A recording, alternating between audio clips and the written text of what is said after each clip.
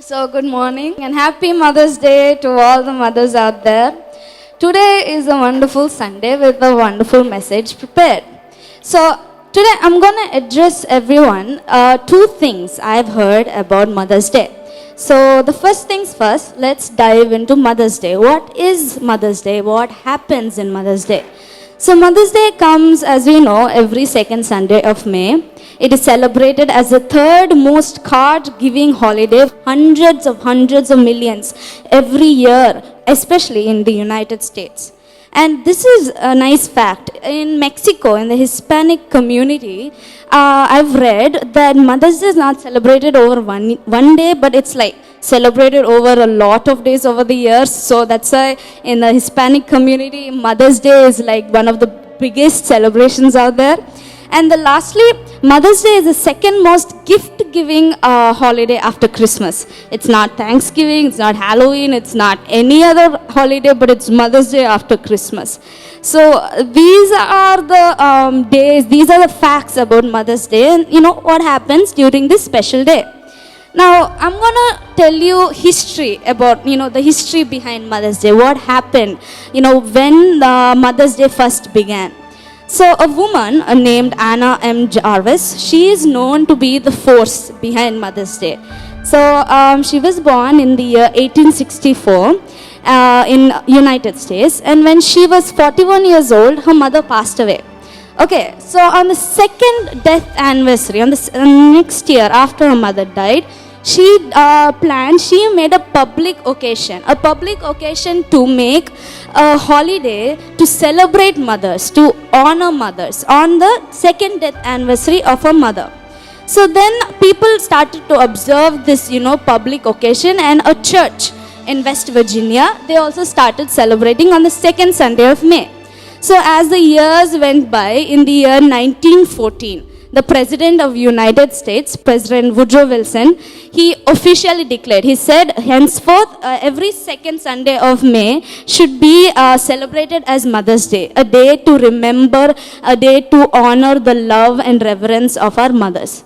So I hope I made it clear that, how Mother's Day started, how the history behind it all. So I'm coming to the second part, my favorite part. It's a story, actually a legend I've read on the internet. It says how God created Eve, the first lady, the first mother of all living. So let's go to Genesis 3:20.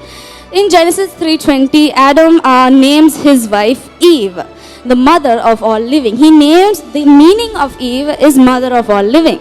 So we will see how God created Eve, the first mother. So on the sixth day of God's creation, an angel observed that God was working overtime. He was working overtime on a particular creature.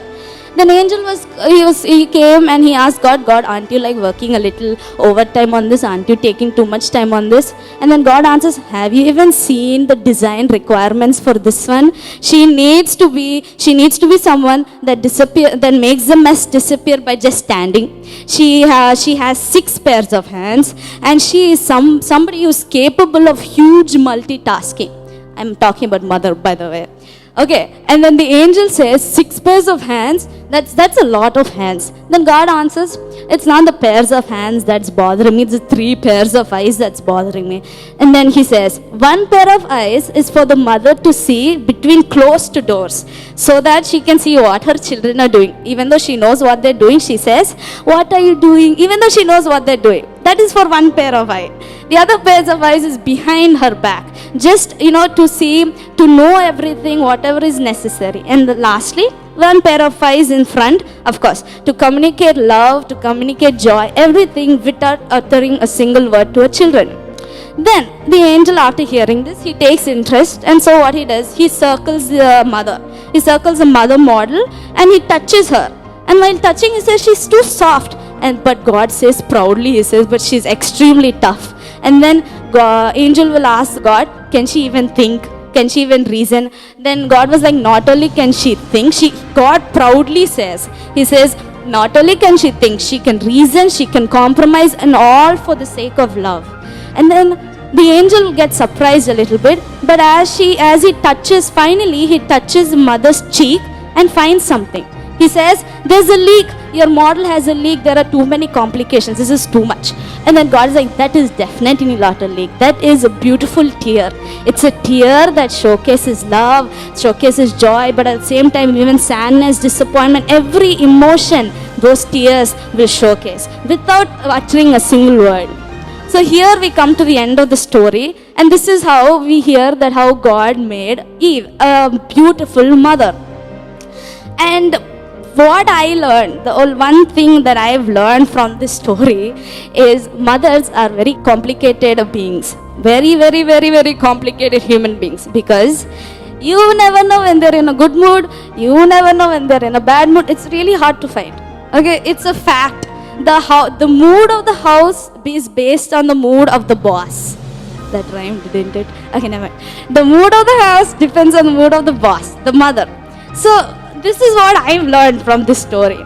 But I want to end by saying, personally, from the stories I've heard, from the stories, from the things that I've seen from different mothers, from the ones that I looked up to, I've heard that they face many problems, especially the ones in the families. If it's a problems with their husbands or their children or their own parents or their parents-in-law. So with them, even facing all these problems, these particular wise mothers that I've seen, that I've heard from, I've understood that they find solutions, they find ways to restore peace and balance just by asking help from God and just by being the mothers that they are.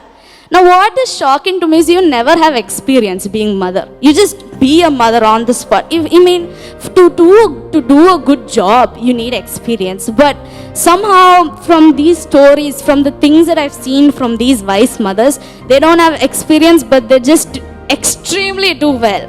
So I have to say, when I say that the most exceptional human beings out there are mothers.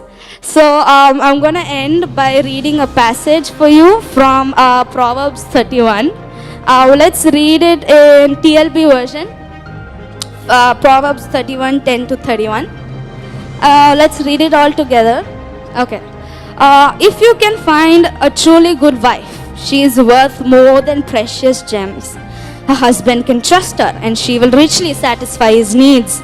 She will not hinder him, but help him all her life. She finds wool and flax and busily spins it. She buys imported foods brought by ship from distant ports. She gets up before dawn to prepare breakfast for her household and plans the day for work for her servant girls. She goes out to inspect a field and buys it. With her own hand, she plants a vineyard. She is energetic, a hard worker, and watches for bargains. She works far into the night. She sues for the poor and generously helps those in need. She has no fear of winter for her household, for she has made warm clothes for all of them. She also upholsters with finest tapestry.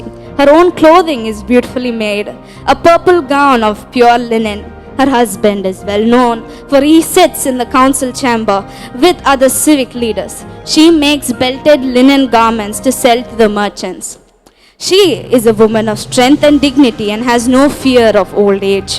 When she speaks, her words are wise, and kindness is the rule for everything she says. She watches carefully all that goes on throughout her household and is never lazy. Her children stand and bless her, so does her husband. He praises her with these words, "There are many fine women in the world, but you are the best of all." Charm can be deceptive and beauty doesn't last, but a woman who fears and reverences God shall be greatly praised. Praise her for the many fine things she does.